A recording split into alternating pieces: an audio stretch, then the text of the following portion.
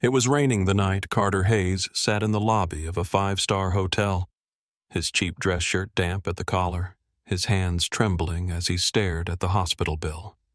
He was minutes away from signing a predatory loan to save his daughter's life when the elevator doors opened. Adelaide Monroe, a CEO in a red dress, walked straight to his table and placed a stack of cash between them. "Here's $10,000, she said. "Be my husband for a week." He looked up, not knowing that one nod would change everything. Adelaide Monroe had built an empire before she turned 35. Monroe Dynamics, a tech finance conglomerate, bore her family's name and her relentless ambition. The press called her the Ice Queen. Shareholders praised her cold precision. Employees feared the click of her heels on marble floors. She wore red bodycon dresses with plunging necklines tailored to intimidate as much as impress. Power was her language. Vulnerability was weakness. But Adelaide Monroe was lonely. She had been raised to believe love was a luxury her family could not afford. Her parents taught her that power was the only currency that mattered. When Henry Cross, a real estate mogul with political connections, proposed to her 3 years ago, she thought she had finally won the game. Then he left her at the altar. In front of 200 guests, 6 television crews, and her entire board of directors, Henry walked away. His parting words echoed in her mind every night. "You don't know how to love anyone but your company." Now, at 34, she returned every evening to a penthouse made of glass and silence. The city lights glittered below. The wine was expensive. The art was original, but the only sounds were her heels on hardwood and the hum of her laptop until 3 in the morning. The board of directors, led by William Grant, the chief financial officer, and her father's oldest business partner, was growing impatient. They wanted Adelaide to project stability. They wanted her to appear before the media as a woman who had it all: power, beauty, and a stable family. William suggested she reconcile with Henry Cross. "It would be good for the stock price," he said. "Investors trust a power couple." Adelaide hated the idea, but she hated the whispers more, the ones that said she was too cold to love, too ambitious to be human, too broken to be whole. Carter Hayes was 32 years old and exhausted. He worked as a technician, repairing office equipment, delivering packages, installing printers, doing whatever paid enough to keep his daughter alive. His days started at 5 in the morning and ended well past midnight. He fixed copiers in downtown high-rises where security guards barely looked at him. He delivered packages in rain and snow, his hands numb, his back aching. He installed printers in law firms where lawyers complained about paper jams while he knelt on expensive carpet invisible. He had once been a skilled mechanic with dreams of opening his own garage. But those dreams died the day his 7-year-old daughter Lila was diagnosed with a congenital heart defect. His ex-wife had left when the medical bills piled too high. She signed the divorce papers and walked out, leaving Carter alone with a sick child and an impossible choice: work more and leave Lila alone, or stay home and watch the debt consume them both. He chose the only option he could live with. He worked 3 jobs. He learned to cook spaghetti and chicken nuggets. He braided her hair every morning, even though his thick fingers fumbled with the tiny elastics. He became her father and her mother, her nurse and her friend, her entire world compressed into one person, trying desperately not to break. Lila was small for her age, pale and fragile, but her spirit burned brighter than her body would allow. She loved to draw with colored pencils, filling page after page with families holding hands, houses with chimneys puffing, smoke dogs running in green yards. She loved to imagine stories about princesses who saved themselves and dragons who just wanted friends. She dreamed of a real family, like the ones in storybooks, with a mommy and a daddy who both tucked her in at night. She carried a worn teddy bear named Muffin everywhere she went. Muffin's left eye was missing, replaced by a button Carter had sewn on with shaking hands one night after Lila cried herself to sleep. She talked to Muffin like he could hear her telling him about the nice nurses, the scary machines, the days when Daddy looked so tired she wanted to hug him until he smiled again. When the doctors told Carter that Lila needed one final surgery, one last chance to live a normal life, he nodded and asked how much. The number broke him. It wasn't just money. It was impossible. The bank refused his loan application. His credit cards were maxed out. The insurance company denied coverage. A doctor named Oliver Bennett, kind but firm, told Carter the truth. "If you don't have the money by tonight, we'll have to delay the surgery. And every day we wait, her chances get worse." Carter had walked into that hotel lobby not to attend a gala but to meet a loan shark. The interest rate was criminal. The terms were brutal. But it was the only option left. He sat alone at a corner table phone pressed to his ear, listening to Dr. Bennett's voice. "If we don't operate soon, we'll miss the window." Carter's voice cracked. "She'll be okay. I'll find the money. Just tell her to wait for me." He hung up and stared at the loan contract in front of him. His hand hovered over the signature line. He closed his eyes and thought of Lila's laugh, the way she called him Daddy, in her sleepy morning voice, the way she said, "You can fix anything." That was when Adelaide Monroe walked past his table. She had just finished delivering a keynote speech at an investor conference upstairs. The applause had been polite. The questions had been sharp. Henry Cross had been in the audience smirking, whispering to a colleague. She had overheard him say, "No one's going to marry her. She was born to stand next to balance sheets, not people." The words followed her into the elevator. They followed her into the lobby. And then she saw him, Carter Hayes, hunched over a table, gripping a hospital bill, whispering into his phone like a man drowning. His eyes were desperate, exhausted, but not defeated. She recognized that look. It was the look of someone who refused to give up even when giving up made sense. Adelaide's mind raced. The board wanted her to find a partner, to prove she was stable, marriageable, whole. Henry wanted her to crawl back. William wanted her to play the game, but she was tired of games. She was tired of pretending. She walked to Carter's table and set $10,000 in cash in front of him. "You need money," she said. "I need a husband. For 1 week. It's a contract. Nothing more." Carter stared at her like she had just spoken a foreign language. "Excuse me?" "You heard me," Adelaide said. Her voice was steady, clinical. "I'll pay you $10,000 to pretend to be my husband for 7 days. You show up at events, you smile, you play the role. At the end of the week, you take the money and leave." Carter's jaw tightened. "You think I'm for sale?" "I think you're out of options," Adelaide said.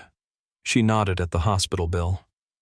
"And I think your daughter deserves better than a loan shark." Carter wanted to walk away.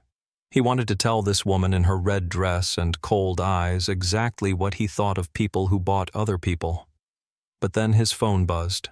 A text from Dr. Bennett. "Decision time, Carter. Yes or no?" He looked at the cash. He looked at Adelaide. He looked at the loan contract with its blood-sucking terms. He thought of Lila lying in a hospital bed, clutching Muffin, asking when Daddy was coming home. 1 week, he said quietly, and then I'm gone. Adelaide's assistant, Farrah Quinn, appeared with a contract already printed. Carter read it quickly. He would pose as Adelaide's legal husband for 7 days. He would attend public events. He would memorize a fabricated love story. He would not reveal the arrangement to anyone. In return, he would receive $10,000 in cash. Enough for Lila's surgery. Enough to save her life. Carter signed. Adelaide signed. And just like that, a deal was struck. The next morning, Farrah escorted Carter to Adelaide's penthouse. The apartment occupied the top 3 floors of a glass tower overlooking the city. The walls were floor-to-ceiling windows that made Carter feel like he was suspended in midair. The furniture was designer, all clean lines and muted colors, pieces that looked like they belonged in magazines rather than homes. The kitchen had marble countertops and appliances Carter couldn't identify. The wine collection displayed in a temperature-controlled case cost more than Carter's annual income. Original paintings hung on the walls, abstract swirls of color that probably had meaning he would never understand. He stood in the entryway, his worn sneakers sinking into plush carpet, feeling like an intruder in a museum. Everything was beautiful. Everything was expensive. And everything felt desperately, achingly empty. Adelaide laid out the rules. "From now on, you're Carter Monroe. You'll wear the clothes my stylist picks. You'll attend every event I attend. You'll act like you're in love with me. Can you do that?" Carter met her eyes. "I can act. Can you—" Adelaide ignored the jab. She handed him off to Vivian Ross, a stylist with sharp eyes and sharper opinions. Vivian looked Carter up and down and sighed. "We have a lot of work to do." They fitted him for suits, Italian leather shoes, silk ties. Carter felt like a mannequin being dressed for a window display. The shoes pinched. The tie strangled him. But when he looked in the mirror, he barely recognized himself. He looked like someone who belonged in Adelaide's world. Vivian smiled. "You clean up well?" Adelaide watched from across the room, arms folded, expression unreadable. She told herself this was just business, just a performance.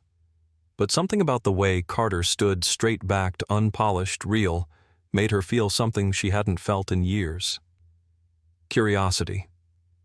The first public appearance was at Monroe Dynamics headquarters. The entire company buzzed with rumors when Adelaide arrived hand in hand with a mystery man. Employees whispered. Executives stared. Someone snapped a photo on their phone. Adelaide introduced him calmly. "This is my husband, Carter. We had a private ceremony. We didn't want the media circus." Carter felt every eye in the room on him. Some people looked curious. Others looked skeptical.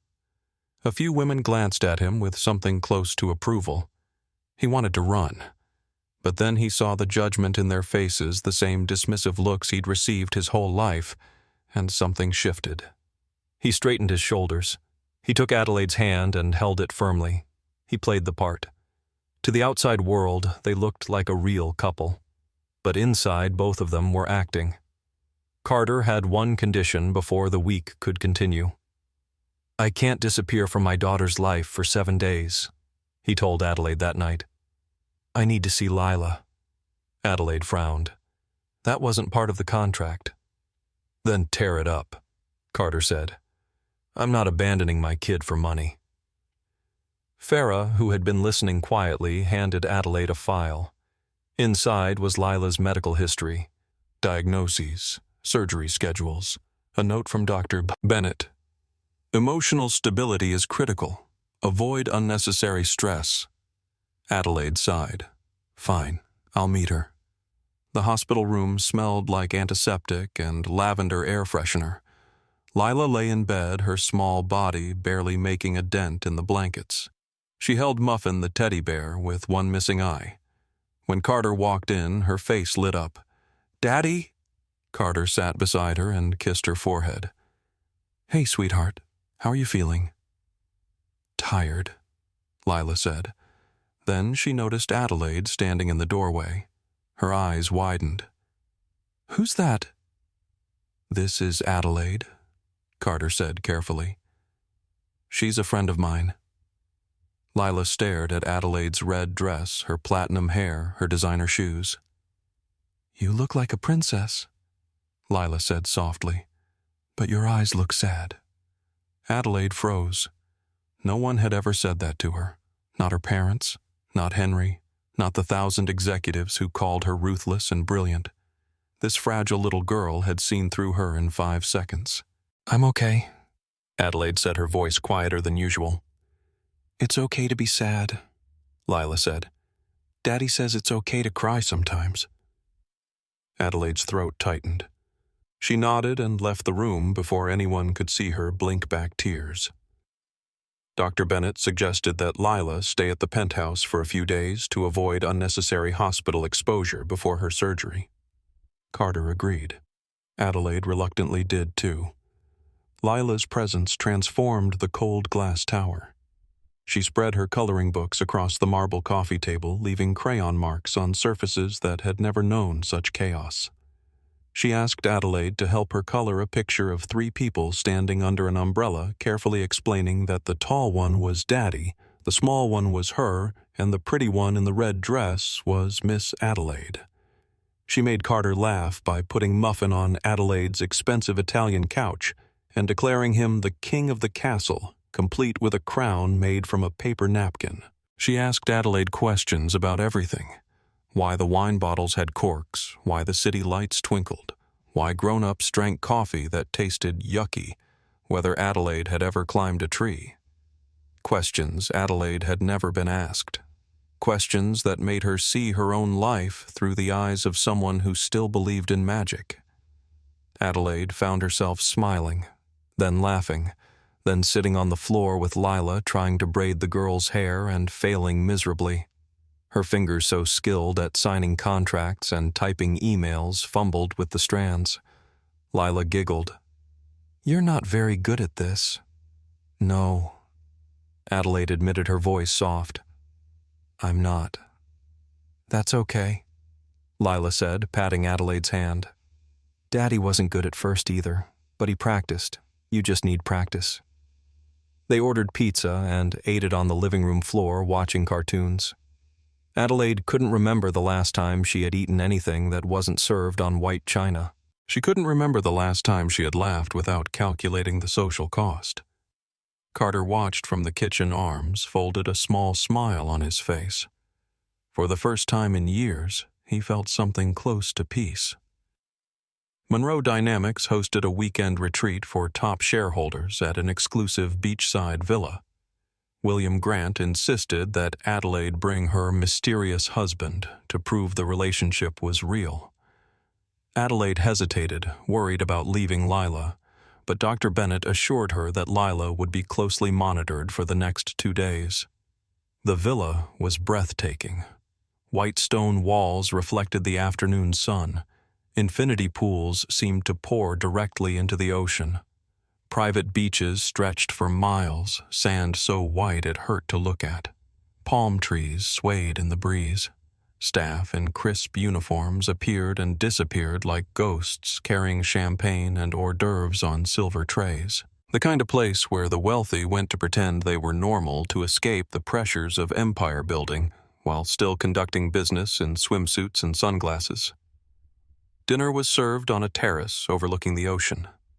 The sun was setting, painting the sky in shades of orange and purple. Candles flickered on every table. The smell of grilled seafood and expensive wine filled the air. Adelaide and Carter sat at the head table, flanked by board members and investors who smiled with their mouths but calculated with their eyes. And to Adelaide's horror, Henry Cross. He had arrived fashionably late, making an entrance drawing every eye in the room. He wore a white linen suit and a smile that made Adelaide's skin crawl. Henry smiled at Carter like a shark, circling prey, all teeth and menace dressed up as charm. "So, Carter, what do you do for a living?" "I fix things," Carter said simply. "How?" "Blue collar." "Interesting."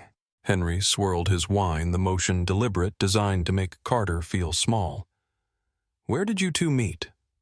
Adelaide opened her mouth, ready to recite the story. Farah had scripted the one they had rehearsed 3 times that morning.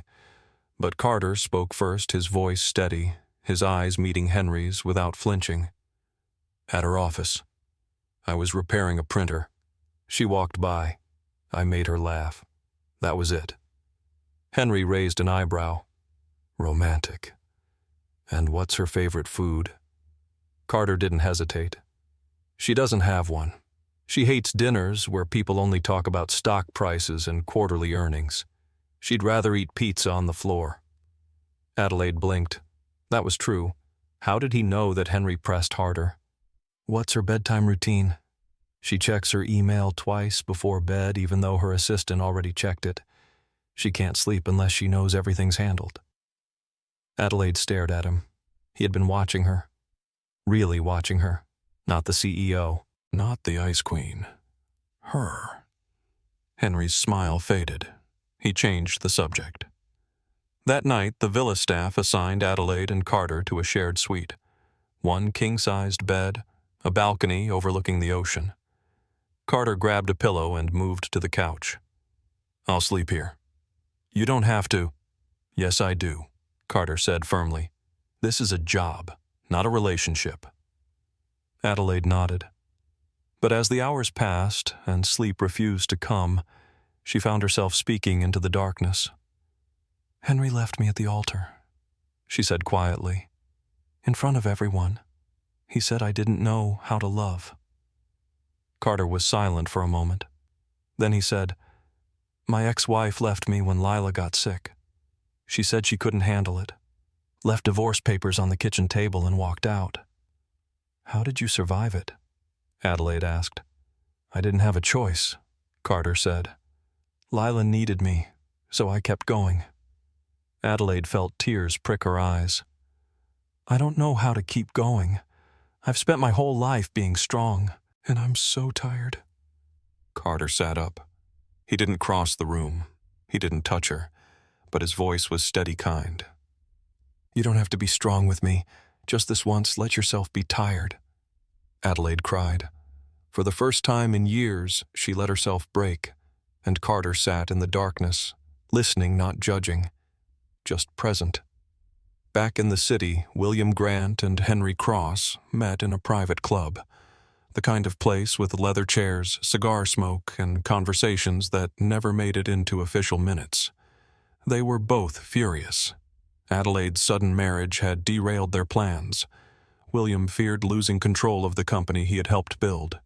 Henry couldn't stand the idea of Adelaide loving someone else of her choosing a nobody over him.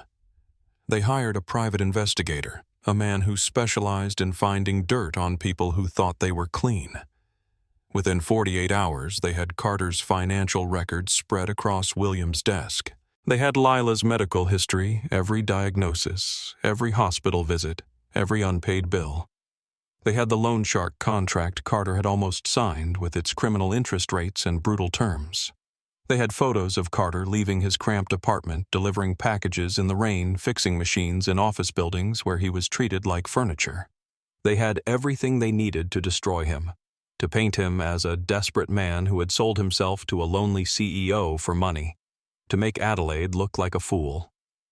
An anonymous article appeared online, "Billionaire CEO Marries Broke Repairman Love, or PR Stunt." The article was brutal. It called Carter a gold digger. It questioned his motives.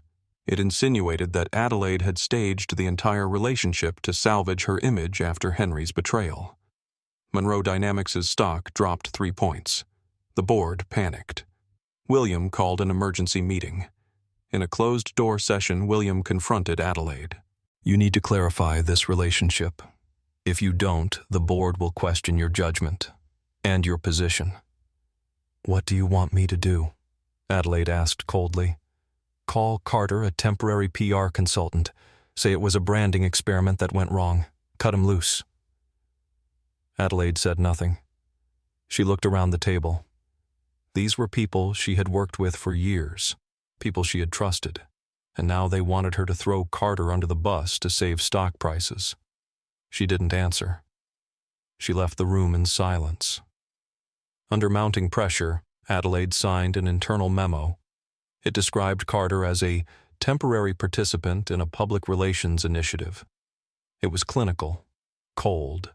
It protected the company. William leaked the memo. Carter found out when he overheard a conversation at Monroe Dynamics. He had come to drop off some documents for Adelaide. 2 executives were talking in the hallway. "Did you hear the guy's just a hired actor? Adelaide paid him to play husband for the cameras." Carter's blood turned to ice. He walked straight to Adelaide's office and shut the door. "Is it true?" he asked. Adelaide looked up, startled. "Is what true? That I'm just a prop, a hired actor, a public relations initiative?" Her silence was answer enough. "I needed to protect the company," she said weakly. "The board was threatening to remove me." Carter laughed bitterly. and I was the easiest thing to sacrifice. That's not fair. Fair. Carter's voice shook. I thought maybe this was becoming real. I thought you actually saw me. But you're just like everyone else. I'm invisible to you unless I'm useful. He grabbed his jacket and headed for the door. Carter, wait. Thanks for the money, he said without turning around. Lila's surgery is paid for. That's all that mattered, right? He left. The door closed, and Adelaide stood alone in her glass office, surrounded by everything she had built, feeling emptier than she had ever felt in her life. Lila asked Carter that night, "Why isn't Miss Adelaide coming over?" "She's busy, sweetheart. Did I do something wrong?" Carter's heart broke. "No, you didn't do anything wrong." But Farah told Adelaide what Lila had said, and Adelaide realized with horrifying clarity that she had become the kind of person she hated, the kind who abandoned a child who needed her. Lila's surgery was scheduled for the following week. Carter sat alone in the waiting room, hands clasped, staring at the floor. The $10,000 had made it possible, but it felt tainted now. Blood money from a deal that had broken something inside him. He thought about Adelaide's laugh when Lila made her color. He thought about the way she had cried in the darkness and trusted him with her pain. He thought about the way she had looked at him during that dinner, like she was seeing him for the first time. He was angry, but he was also heartbroken. Adelaide sat in her penthouse, staring at the empty coloring books Lila had left behind. The silence was unbearable. She pulled up the security footage from the week Lila had stayed with them. She watched Carter chase Lila around the couch. She watched herself laughing genuinely, laughing for the first time in years. She realized something. The happiest she had ever been had nothing to do with board meetings, stock prices, or magazine covers.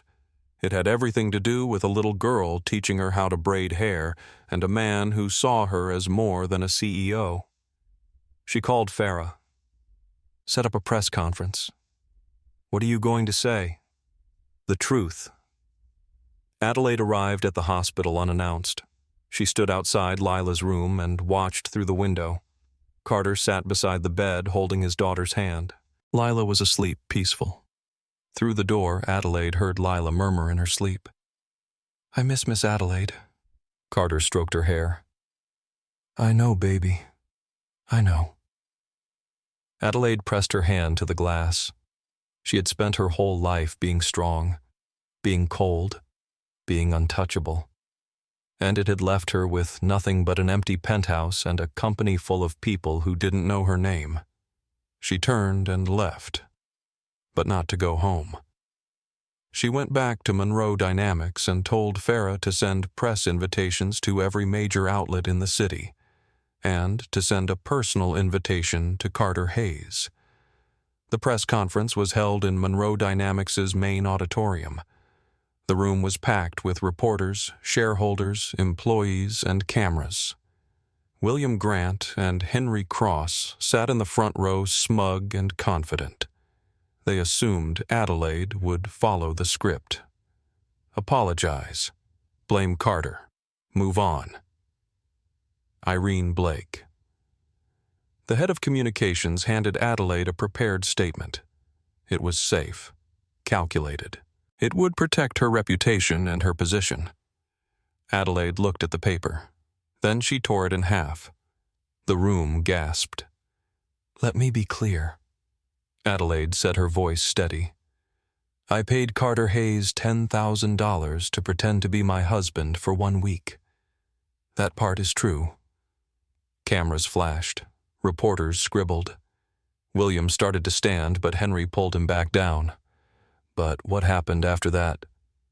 Adelaide continued. "Was real. Carter and his daughter Lila taught me more about family in 7 days than I learned in 34 years. I thought love was a weakness. I thought vulnerability was failure. I was wrong." She looked toward the back of the room. Carter stood near the exit, arms crossed, expression unreadable. Farah had convinced him to come. though he had planned to leave as soon as Adelaide started speaking. "I signed a memo calling Carter a PR stunt," Adelaide said. "I did it to protect this company. But in doing so, I betrayed the one person who saw me as more than a stock price. I'm not asking for forgiveness. I'm asking for a chance to do better." She stepped down from the podium and walked toward Carter. Every camera in the room followed her.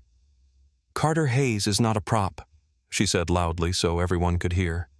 "He's a father who would give anything for his daughter. He's a man who taught me that strength isn't about control. It's about showing up even when you're scared. And I was wrong to treat him like a transaction." Carter's jaw tightened. "You humiliated me." "I know, and I'm sorry. You made me feel invisible." "You're not invisible to me," Adelaide said, her voice breaking. "You never were. I was just too afraid to admit how much you mattered." William stood up. "This is damaging the company." "Then maybe the company doesn't deserve me," Adelaide snapped. She turned back to Carter. "I don't know if this was ever real for you, but it was real for me. And if you're willing to give me another chance, I won't waste it." Carter stared at her. The whole world was watching. He could walk away. He could take Lila and disappear. He could let Adelaide face the consequences of her choices. But then he thought about the way she had sat on the floor with Lila, laughing at cartoons. He thought about the way she had cried in the darkness and trusted him with her pain. He thought about the way she had just destroyed her own carefully crafted image to tell the truth. "One condition," he said. "Anything. If we do this, it's not for cameras. It's not for stock prices. It's because we choose each other, not because we need each other." Adelaide nodded, tears streaming down her face. "I choose you. I choose Lila. I choose us." Carter closed the distance between them and pulled her into his arms. The room erupted in camera flashes, gasps, and whispers. But neither of them cared. For the first time, they weren't performing. They were just two broken people choosing to be whole together. 3 months later, Adelaide and Carter were married in a small chapel outside the city. No reporters, no board members, no spectacle, just Farah, Vivian, Irene, Dr. Bennett, and a handful of close friends. Lila wore a white flower girl dress and carried a bouquet almost as big as she was. She walked Adelaide down the aisle, holding her hand tightly. "You look pretty, Mommy Adelaide," she whispered. Adelaide's heart swelled. "Thank you, sweetheart." Carter stood at the altar, tears in his eyes. When Adelaide reached him, he took her hands and smiled. "You showed up." "I'll always show up," she said. The wedding vows were simple.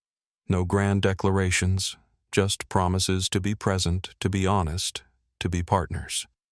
Monroe Dynamics survived the scandal. Some shareholders left. Others stayed impressed by Adelaide's honesty. The company restructured.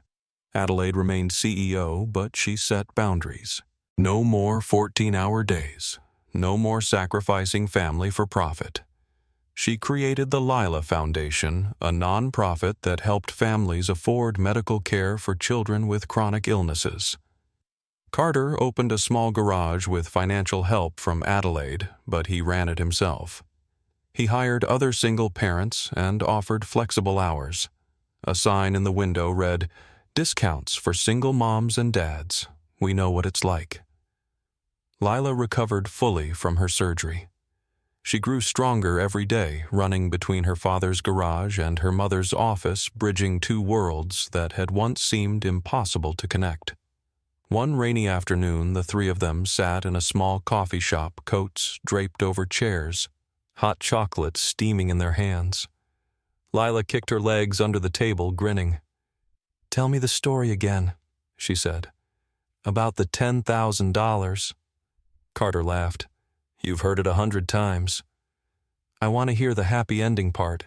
Adelaide reached across the table and took Carter's hand. "Your mom paid me $10,000 to be her husband for a week. I thought it would be the worst decision of my life. But it wasn't. It was the best," Carter said, squeezing Adelaide's hand. "Because I got you both." Adelaide smiled, her eyes soft. I used to think I could buy anything with money. A husband, a reputation, happiness. But your dad taught me something. Love isn't something you buy. It's something you choose. Every single day. Outside, the rain fell softly against the windows. Inside, a small family held hands across a worn table surrounded by warmth and laughter. The $10,000 was long gone, but the love it had accidentally sparked would last a lifetime. Adelaide Monroe had spent her life building an empire, but in the end the greatest thing she ever built was a home, not made of glass and marble, but made of honesty, sacrifice, and the quiet courage to love someone who saw her for who she really was. Carter Hayes had once believed he was invisible, but Adelaide had taught him something just as important. He wasn't invisible. He had just been waiting for someone willing to look, and Lila, small and brave and full of light, had been the bridge that brought them together. She was the proof that sometimes the best things in life don't come from power or money. They come from choosing to show up, choosing to be vulnerable, and choosing to believe that love is worth the risk. The rain continued to fall.